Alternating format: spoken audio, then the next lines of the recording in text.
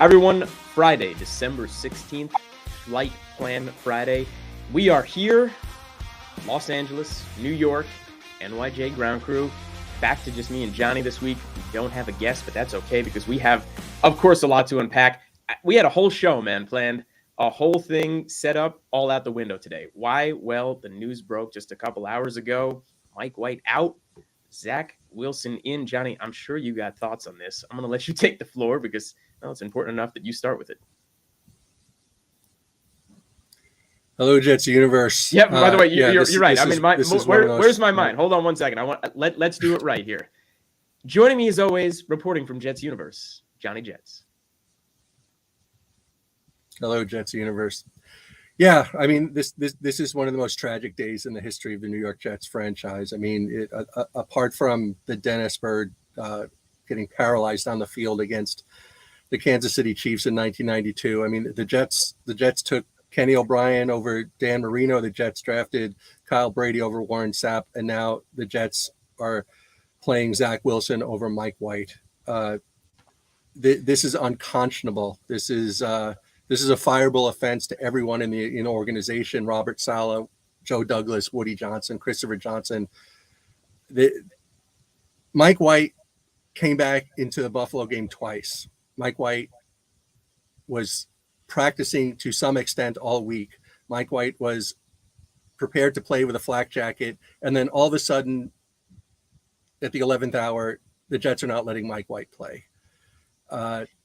We've talked about this again and again and again in this podcast, how the New York Jets do not want to win with Mike White. They would rather lose with Zach Wilson than win with Mike White, because if they win with Mike White, then they can't go back to Zach Wilson. Well, now we're probably not going to see Mike White again. I don't care how horrible Zach Wilson plays on Sunday, and he's going to. He's going to play badly. He's going to be booed by the Jets fans, by Jets Nation, Jets Universe. They're not going to go back to Mike White. This is another example of how the Jets organization hates its fan base, and this is just a horrible day. All right, I had to let you get that all out, certainly, and I knew it was coming. Can't say I agree with much of it, any of it, all of it. But I mean, let's take it one step at a time right now. Okay, first and foremost, you say it's really the Jets who don't want to see Mike White on the field. It's the Jets who want to go back to Zach Wilson because that's the top of the organization saying so. And Mike White should be out on the field. Let's just start with that. You're saying even though the doctors, and that's the news we're getting, have not medically cleared him to play, and the line coming from them is, hey, if this was 7-on-7, he'd be out there, and sure, he could practice all week because he feels fine and he's not in any pain. But when it comes to getting hit, when it comes to taking contact, he can't be out on that field, not getting medically cleared by any doctor. And he's the one who went out there searching for a doctor who would medically clear him. And you're saying, bupkis, not even part of the conversation. This is still an organization making the decision for Mike White. Mike White is a football player.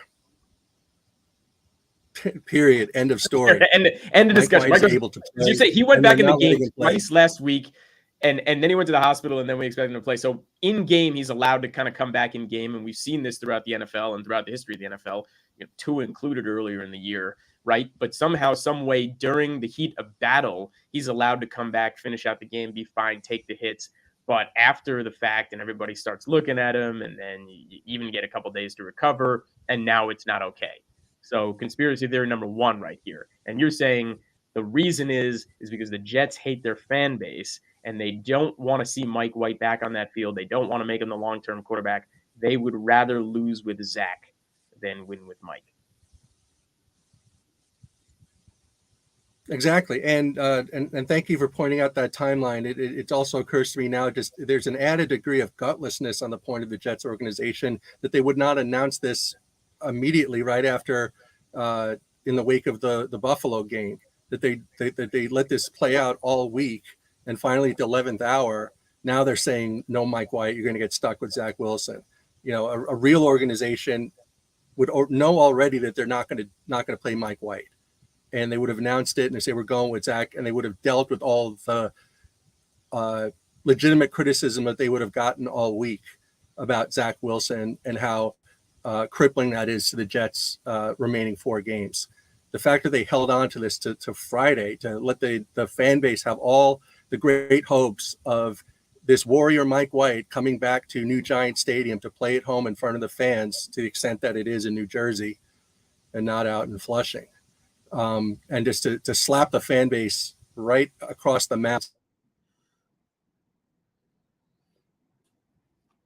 Oh, we lost your audio there. I'm not sure what happened. Sorry, I don't know if you can hear, but we lost your audio there. So, anyway, hold on one second, because you gotta get connected there. You're on mute for a second. But we got Vinny Cervetta, who's been on the cast before, and we appreciate him joining us. Move was orchestrated 100% by ownership. The politics justify that number 2 overall pick, which is total BS. Well, he agrees with you. He thinks that this is coming from the top down at the moment. And I guess we'll see. Johnny, can we hear you? Do me a favor and see if you can talk again. I want to see. Testing 1 2 3. Testing 1 2 3. You're back, so that's good. All right, yeah. But yeah, he somewhat agrees with you here that this was all about getting the number 2 pick back on the field. We elevated him back to second string, and that whether that was Flacco related or not, or just getting Zach back in the fold, certainly. And hey, you alluded to it the other day. Mike White's going to get hurt at some point. Mike White's going to get hurt, and Zach's going to come back in the game. And you kind of made it a somewhat flippant comment, but now you're saying, well, now that it's happened, and now Mike White's not even stepping on the field, and Zach's in the game, and we are in total despair because of it. Is that where we're supposed to be? We're supposed to be totally despondent and fleeced as a fan base?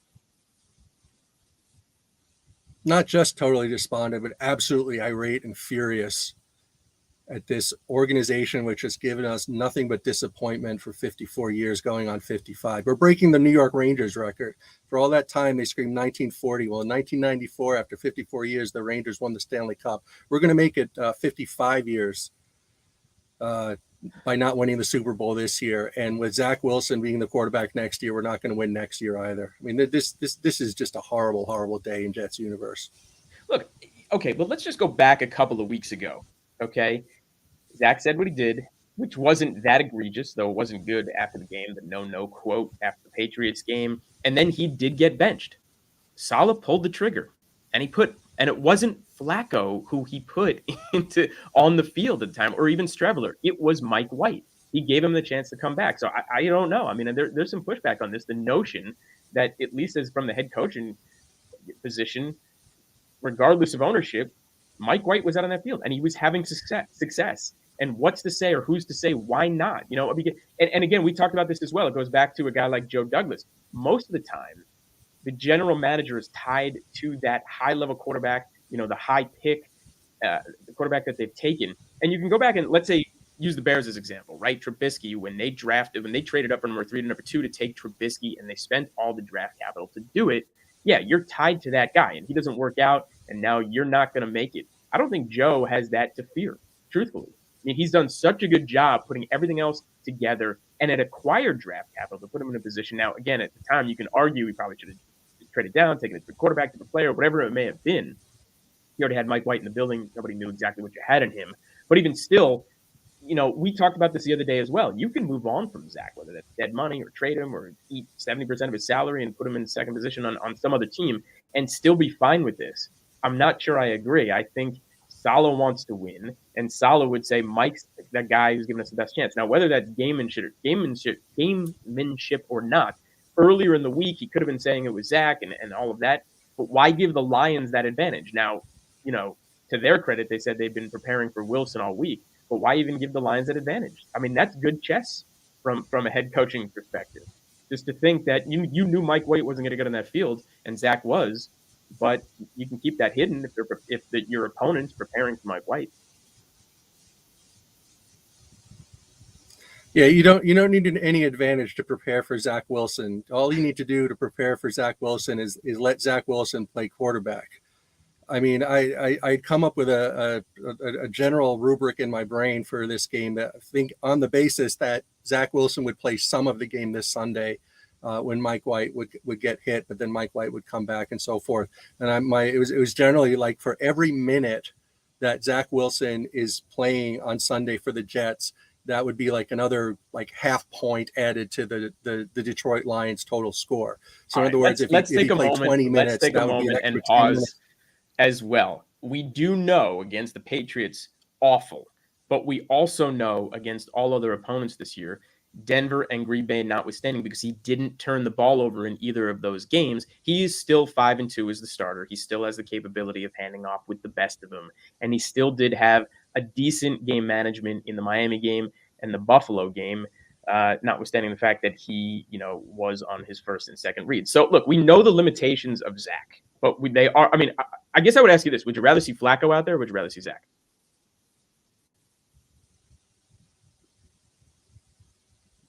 It's if the question is Mike White is dead and he can't play football, who would I rather see play football? And my answer is someone other than Zach Wilson. Now, whether that's Joe Flacco or whether that's Strevler or whether that's Berrios as the emergency quarterback, I don't want to see Zach Wilson play because that is waving the white flag. That's surrendering the season. And to your point, the fact that the Denver Broncos defense was too incompetent to catch the balls that Zach Wilson threw right to him all throughout that game doesn't mean that Zach Wilson played well against the Denver Broncos. He played as badly as he did at the end of that game as he did in either of them. No, didn't say he played well. It's true. He didn't play well. He played terribly. We won the game, so and he didn't turn the ball over. The point is that we have seen Zach Wilson. Zach Wilson is not going to go out there and be anything other than Zach Wilson. Okay, his footwork is going to be terrible. Whatever the torque was that Robert Saleh initially said was part of the reset, that's not going to be untorqued. I don't know what torque even means. I'm not an engineer, but running backwards, getting sacks, not throwing the ball out of bounds, getting intercepted, throwing the ball into the ground, throwing the ball 10 feet over, Denzel Mims' head. We are going to see this on Sunday. Are we going to see any passes completed by Zach Wilson? Of course. Are we going to see Zach Wilson successfully hand the ball off to a running back? Of course. But we are going to see at least a sufficient amount of bad football from Zach Wilson where the Jets not only will lose this game, but they will lose this game big. It will be over early. Okay. The Detroit Lions are not a pushover team. The Detroit Lions, there's all this statistical analysis, how the Detroit Lions give up all these points and all these yards. And I'm not disputing that. If that's what the computer tells us, fine. But if you watch the films of their last 5-1 games, they are playing well on defense. Okay. And they're playing well on offense. They are a tough team. They're going to score points and they're going to stop. Well, you know what? Let's unpack that together. Let's unpack that together. I want to start with this. You and I are in agreement about one thing. We don't want to see Zach Wilson back on that field. And I wish it was somebody else as well. We definitely agree. There's no question. Zach, at this point, not the guy. We've gotten our 20 games. I don't want to be an apologist, whatever it may be, but would rather him not be out there. However, that notwithstanding, again, if you can limit what he does and you have a certain type of game plan, we can absolutely win this game. And to your point, you're saying we're going to lose and lose big. Well, let's unpack that. Let's really talk about this. And I think a lot of this, even more than Zach Wilson, hangs on Jared Goff. And it's something that I wanted to talk about when Mike White was going to be the quarterback. Because there's something interesting going on with this Lions team. Yes, they've won 5 of 6. Yes, they are 6-7 and firmly in the playoff hunt in the NFC. And they've got a lot to prove themselves. But Jared Goff, who has been anointed back to this elite level quarterback and this great player and all of this, not so fast. He's not as good as everybody thinks. And if you unpack the 13 games that the Lions have played, I counted down that I think that there are 4 teams that they played, only 4 out of those 13 that have a good defense. And did Jared Goff play well in any of them? Not particularly. And let's go down them for a second, because really what this comes down to, this is a love affair of an offense versus defense game, right? This is their amazing, quote unquote, amazing offense. The Lions offense, they put up over 30, over 40 a game. They have the capacity, they have the weaponry, they have the offensive line to do it. They have a quarterback, if you give him enough time, who can see the field and throw a good ball in the system.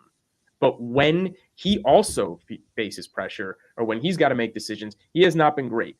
And we're going to talk about his offense versus the Jets defense for a second, but let's unpack the games that he played. The very first game of the year was against Philadelphia, okay? And yes, they put up a lot of points, and they almost came back in that game. But number one, it was the first game of the year. Nobody knew what we had in Philadelphia. Nobody exactly knew what we had in Detroit. And a lot of that was on the running back, especially DeAndre Swift, who had an incredible game, okay? The fifth game of the year, the Patriots lost. You remember that score of that game for the Lions? Well, I'm kind of upset right now. I think it was 26-0 or 29-0. You're right. It was 29-0. Okay. And I can tell you something. Jared Goff wasn't great in that game. The following game, okay, they lost to the Cowboys. You remember the score in that game? It was I think it was a 2-touchdown difference. I don't recall the score. 24-6. They didn't even put up a touchdown. I'm talking about the Lions. Jared Goff was downright terrible. So those are really good back-to-back defenses, right? We know Belichick, especially when he needs to. Let's do the 5-1 winning streak that they're on. No, hold on. I want to go back to this for a second, because then I'm going to bring you to Game 8 against the Packers. They actually won that game, but it was only 15-9. Goff's line in that game: 14 for 26, 137 yards, 2 touchdowns, and interception, and a QBR of 22.2. So those are your essentially 4 games where he played a good defense. And there's one other team that he played that they lost to, as we know, on Thanksgiving Day, and that was the Bills. And everybody says, well, the Bills, the overall defense is number 2, but the reality is their pass defense this year is 19th. So they don't have the best pass defense. The Jets' pass defense, do you know what we're ranked? At least on the passing defense? I think it was number 2. We're number 4. It's actually the aforementioned Philly and Dallas, the good defenses, number 1 and 2 respectively, and Green Bay, who they beat, is ranked number 5 in pass defense. So this to me comes down more than anything about Zach. And again, we're going to circle back to that. And I know you're upset, as are a lot of fans, or the concern is he's going to step back on that field and we are just going to step right on ourselves and lose this game. But again, this comes back to, can we stop Goff? Can we make him uncomfortable? Can we put pressure on him? Because when he's pressured, he's not good. And when he's pressured and faces a good defense, especially a good passing defense, there's a very good chance that team wins outright over how good their offense is. Well, I mean, the same could be said about Mac Jones when the 2 times that the Jets played him. If the defense had done that, then the Jets should have won those games if their quarterback didn't hand the game back to the Patriots both times.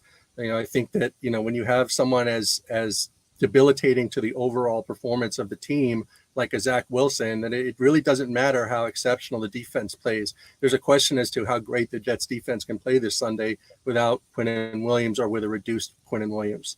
But even in that context, I mean, if Mike White had started, I thought that the line, whatever it is at this particular moment, it seems to be fluctuating, 1 point the other way, 1 point this way. I thought that was a pretty reasonable assessment of how things would go. I think it would be a close game. I wouldn't have been shocked if the Jets won the game, but I did expect the Lions to win this game, but I didn't think that they would win by more than a touchdown. But now with Zach Wilson, and the other thing I want to factor in, and I've been waiting a long time to say this, and I really am mad at the Jets organization for raining on my parade in this instance with all of this distraction now that Zach Wilson is starting. But this is now the heralded Jameson Williams revenge game. The Jets took Garrett Wilson at number 10, and then the Lions took Jameson Williams at number 12. Jameson Williams was on the board at 10 for the Jets to take, and they didn't take him. And this is now the Jameson Williams revenge game. Now it isn't. Are we upset that we didn't take him? And I'm looking at how great Wilson has been this year. No. I'm talking about from Jameson Williams' perspective, from the Lions Nation, Lions universe perspective. You could also say that this is the Penei Sewell revenge game because we took Zach Wilson over Penei Sewell. If we had Penei Sewell and Jameson Williams, and the Lions had Zach Wilson and Garrett Wilson, then we might be better off than the Lions in that trade. Right, I don't know, but my mind's kind of discombobulated right now because we still have a great running game, and as you can see, and Vinny puts up here, they give up the Lions give it an average of 4.5 per carry, and that's a good stat to know. Okay, Bam Knight has really come on as of late. Of course, he's been phenomenal. Another rookie stepping into the role who's doing a great job. Michael Carter is probably going to look to have a bounce-back game. You can still use Ty Johnson in space. There's no question about it.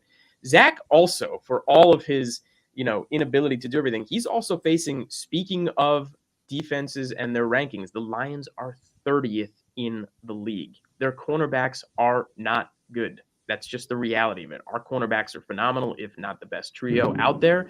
The Lions don't have that. So Zach, for all of his deficiencies, and he's going to make some mistakes and he's not going to look great at times, if he can not have to run for his life or not run backwards, if he can keep that inside the pocket and go under 2.5 seconds to release the ball, which we've shown and we've talked about with him, and where he was middle of the season in some of the rankings on the EPA in the top 10 across the board. If you can get that out of him and limit under 30 throws for him, I think you have a very good chance of winning this game, especially with how our defense can stop their offense. To me, when you're putting that love affair together, a defense versus offense, a good defense is going to win out every time.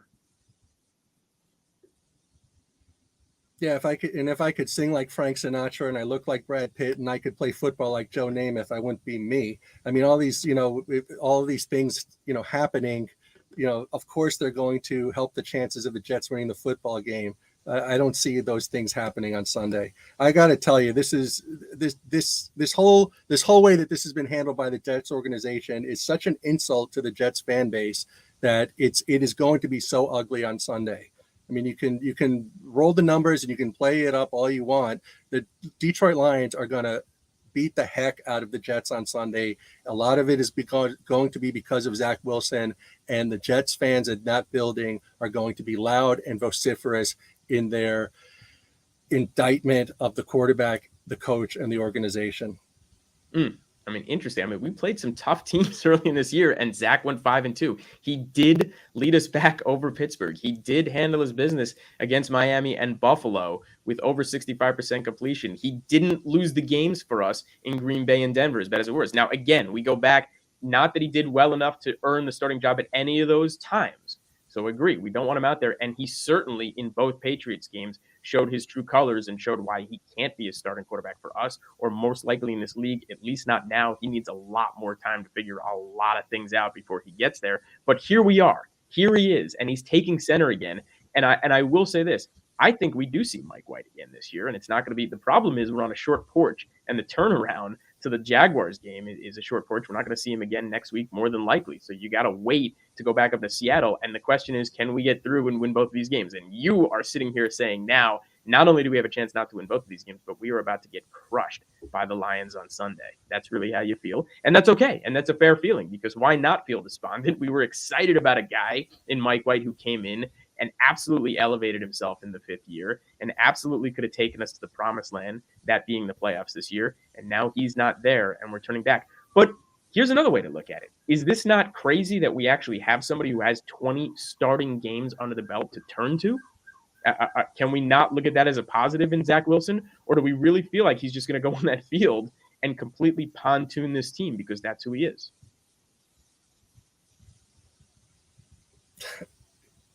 I don't care that Zach Wilson has had 20 starts in the National Football League. I don't see that as any kind of attribute. I think the record is clear on him. He's terrible, period. And another thing to factor in here is that the Detroit Lions are on a roll. They're in a playoff hunt. They have a reasonable possibility of making the playoffs. And to make the playoffs, they need to defeat the New York Jets. This is a must-win game for the Detroit Lions from their perspective. They're viewing it as such. So they're not going to pull punches. They're not going to, do any favors for Zach Wilson. And it's just, I think that I'd like to hear from you, because you are the pragmatist, and I think that you are less, emotionally affected by the announcement today, if affected at all. But I would like to hear what your understanding is of why Mike White is not able to play football this Sunday. What is your understanding? Because I just don't believe it.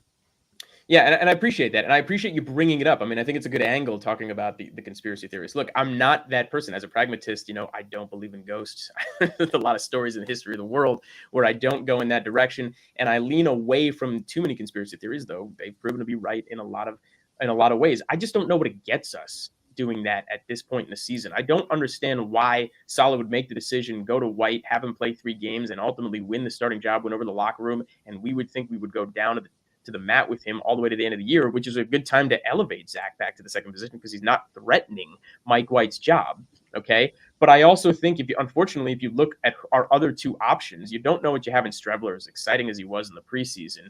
The reality is, more than likely, you can't put him in the game, or he may have a quarter and a half, or some plays of excitement, but running him for 60 minutes and try and win that game is not who you want out there. And Flacco is done. He's toast. He's hit it. And Zach has won 5 games. But I don't buy into the notion of the conspiracy theory. I think the Jets, or at least Saleh, would rather have White out there. Now, why is he not playing? The man has more damage to the ribs than we can otherwise say. Calling an undisclosed injury, it's more than likely cracked ribs. It takes a couple of weeks to heal, and even then, it's a problem. Again, he can throw, he can do it without pain, but if you take that hit, you're putting him in danger. And as we've seen, especially in this league, you can't do that anymore. And you can't do that with your quarterback. Yes, they put him back in the game. It was the heat of battle, and you get away with it then. But after the fact, once everybody's looked at you, once everybody's made that decision, I mean, there's too much money. And that's really what it comes down to. There's too much money involved, and there's too much in insurance to think about that you can't put him out on the field right now. You're putting yourself in a bad position, risking your player and his longevity, or just what anyone around the NFL who's watching like hawks, everybody, fan base, attorneys, everybody, and you just can't put him in that situation. It happened with Tua earlier in the year, and we see how poorly that went, and it's a trickle-down effect, and that's where we are with Mike White. But I think you do want to see him back on this field, and I will say this. It's still possible the Jets win the next 2 games. It really is. It becomes less likely, yes, with Zach under center, but these are not two of the best opponents. Sure, the Lions are hot. They've won 5 of 6, but like I said, and I think the numbers prove it, Goff is not good against elite defenses, not good at all, and they don't put up nearly the points, if at any, against good elite defenses. Okay, Philly notwithstanding, our biggest problem, if you want to go back to it, what concerns me more than anything in this game is the run game. Is our run defense has already been suspect these last 6 games. That's the reality. And more than likely, we're going to be without Quinnen Williams, or if we're with him, you're looking at a half Quinnen Williams. That's the problem. Let's talk about that for a second, because how do we stop the run? They've got 2 great running backs, and they do a great job of getting the end zone. I'm talking about the Lions all around, and they've got 2 running backs who get across that goal line. How do we stop them when it comes to inside the 20, or keeping them off the field, or if we go down by 7 or 10 points, having to worry about Zach coming back? How do we make sure that we stop them in the first half of this game? No, the Jets defense hasn't consistently stopped the run in a very long time, certainly in the last, 5 or 6 games. I don't see why we would expect them to stop the Detroit Lion running game throughout the 60 minutes on Sunday. They're just not going to. Even if Mike White was a quarterback, that would still be the case on the defensive side of the football.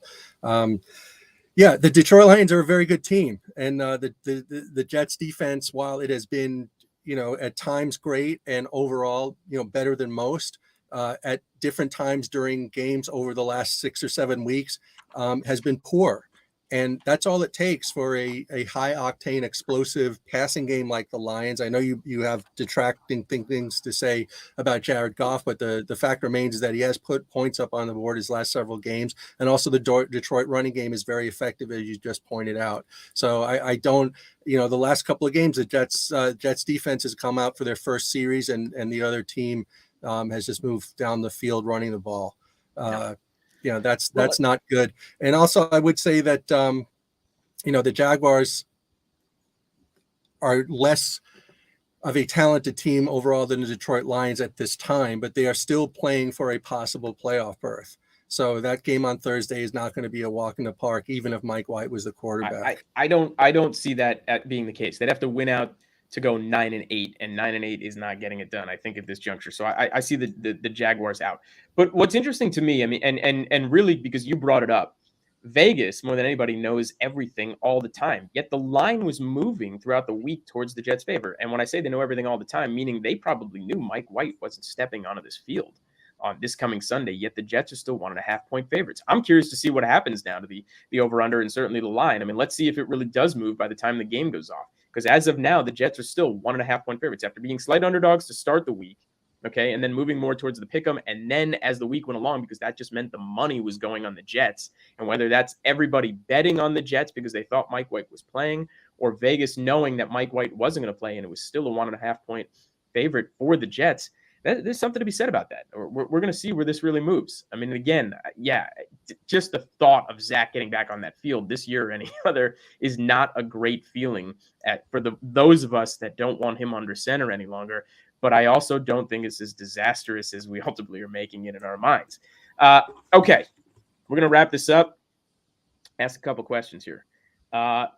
well, things changed, but I had two questions lined up. Madeline Worth had already asked, why am I not at all worried about the Lions game, but terrified of the Jaguars game? Well, it's interesting. We talked about this because, well, if Mike White was playing, I don't know. I kind of agree with Madeline. I'm not as worried about, or wasn't worried about the Lions game. I really thought we were going to win and win going away on that game, but I was as concerned as well about the Jaguars game. And I guess the bigger reason and part of this is going to be the turnaround of young kids. Let's see what happens in this Detroit Lions game. Now we can't look past it at all, certainly, and maybe we couldn't before. But the turnaround for young guys, because they haven't seen this year. And what I mean by that is they haven't been in prime time, right? They haven't done Monday night games. They haven't been flexed into Sunday. They weren't on the Thursday schedule because the Jets were, well, in a word, terrible the past couple of years. So all we were 1 o'clock games on Sunday. And that's very vanilla. And that's a very good, easy thing for, especially for young guys to get used to. But if you got to turn around in 3 or 4 games, that could be the tough one. Yeah, I think Madeline's question was based on Mike White starting. And I think that based on that she was confident that the Jets would win the game against the Lions. I think with the Jaguars game, man, I'm blanking out now. I had a really wonderful thing to say about it, but I cannot believe that the Jets did this today. This is again. This is for you. This comes back to the organization. You are absolutely pissed at the Johnsons. You're pissed at Saleh. You're pissed. I think the worst thing the Jets ever did in its history is leave New York. What's going on now today? This is in the top 10 of worst decisions in the history of the Jets organization. Yeah, I think here. Okay, I remember now what I was going to say. I think Madeline is very astute in what she's saying that the Jaguars would be a letdown game because, of course, the Jets, even with Mike White playing, were going to have a letdown game. They were going to have a game where they should have won the game and they just didn't show up and they lost because they're the Jets, right? Yeah. And obviously, losing a conference game is more harmful to the Jets' postseason chances than losing a game against an NFC team like the Lions. So I think Madeline's thought process was along those lines. That of course they beat the Lions, which doesn't help them in their competition against the Chargers for a better AFC conference record. And then they give it right back to the Chargers by losing to the Jaguars on Thursday night. I think that's where Madeline was coming from. Yeah, and that makes a lot of sense. Okay, well, you're going to like this last question because it really feeds into how you feel about it. Joe Esquivel wants to know, how much is it going to suck when we have the last team to not make the playoffs draft slot? So I guess what he's asking is we're going to be the last team out of the playoffs here, and then we're going to have that draft slot, that dreaded like 17th, 18th draft slot where we're not making the playoffs, and you're kind of middle of the road right there. You're not a top 10 draft pick, and you didn't even get the joy of at least making the first round of the playoffs. So I guess he's feeling, hey, we're not making the playoffs. And I think that, again, I put these questions up here when Mike was still our quarterback. Now how you feel about this? Right. I think that scenario was probably how it was going to go. Certainly if we lost the Dolphins in week 18, that we would be on the outside looking in, by one team. With Zach Wilson, I don't think that we're going to be in that slot. I think we might be picking 14th or 15th. We have 7 wins right now with Zach Wilson. Are we winning at all? I don't know. Maybe another team will just choke and will give us a victory. And what you're right. We'll go 8-9. I will say this: if we lose the next game or this game or the next 2 games, more than likely, obviously at that point you're out of the playoffs. And if that's the case, the new rhetoric will be, let's not put Mike White back out there and risk his health at all. So you're just going to see Zach finish out the year, who is our number 2 pick, and then you're going to see more about what you have from him, and that's something else to really determine if he's your future guy. And there's one thing I really want to get your thoughts on. Mine are on the record. I totally believe that this entire Jets team, other than Zach Wilson, hates Zach Wilson. So what are your thoughts on the locker room right now? His teammates that can't stand Zach Wilson and love Mike White, that their organization has made this decision and is putting Zach Wilson and benching Mike White over this alleged injury or so-called injury, or until now, non-football limiting injury. Where are the heads of the other Jets right now who are not named Zach Wilson? Yeah, great question. No, I do not think that the rest of the locker room or the majority of the Jets, quote unquote, hate Zach Wilson. And there's a number of reasons for that. Let's start with this. he brought a lot of these guys out to Idaho in the beginning of the year. A lot of them wouldn't have shown up, and I think everybody he invited did if they had. And that's just a starting point. And throughout the year and what he did and how he played and whatever it may be, I don't think it was enough to say, oh, now all of a sudden I hate this guy. He shows up every day, puts in the work. He was, again, one of the first guys in the locker room to be there. He was one of the last to leave. When you put in the work and everybody's sitting next to you and you're trying to get it done and you're trying to improve and you're trying to do what you need to do and you're showing up, especially in the New York area, to Islanders games and you're winning over, I think that means a lot to the players. I don't know what his what his camaraderie level is with these guys. I don't know if he goes and gets a beer after the game, if he talks to them. I mean, in his off week, I do know that he went and just rested back in Utah, and a lot of the players aren't going to go do that. Maybe they hung out together during the bye week, whatever it may be. But I don't think they hate him, right? I mean, they love Mike White, and they rallied around him, and they respect Joe Flacco, and that's no question about it. But I don't even think Zach's in the conversation to – if he's inactive and he's not going to travel with the team, that means you hate the guy. If you're, that he gets the fact that he even gets elevated back to second position. And again, Salah's the one who ultimately has to make that decision. That doesn't happen if everyone in the locker room hates the guy. Okay. He is part of this organization. He's part of this team. I think he puts in the work. He wants to win. They probably like his competitiveness, whatever it may be. Yeah, they're disappointed. Yeah, Garrett Wilson made a great point about practice earlier in the year that they're not calling it out, and that was directed certainly at Wilson. Yes, I don't think these guys necessarily want to see him out of the field and be the one catching balls from him, and that's pretty obvious. But he's still a professional football player. He still puts in the work. He's still part of the organization. I don't think there's a hatred level there. I will say that. Okay, we'll see what happens on Sunday. I'm expecting horrible things. I hope I'm wrong. Well, you're always expecting horrible things. Not like this. This is different. This is a different level of horribleness. And this is a top 10 different moment in Jets universe history, and this universe has been around a long time. Yeah, but Johnny, I want to say this: you're doing it in person, and I like that. Horrible. We'll remember this day forever. Still going out to that game, and that's a true Jets fan. Even if you feel this way. This has been Flight Plan Friday, December 16th. This has been NYJ Ground Crew. We will be back for Tarmac Tuesday, and we're really going to see what's what at that point because, hey, this game will have been played. We'll see if we're still in the hunt. Zach Wilson might surprise us all, including us two. Johnny, as always, thank you for joining me. Good luck on Sunday, man. I'm sure we'll be Titans. Go Titans. Go Titans. Go Titans. Go Bills at this point for sure. And go Raiders. Go Josh Jacobs. Still on my fantasy team, and I'm playing the championship game this week. I'll talk to you, man.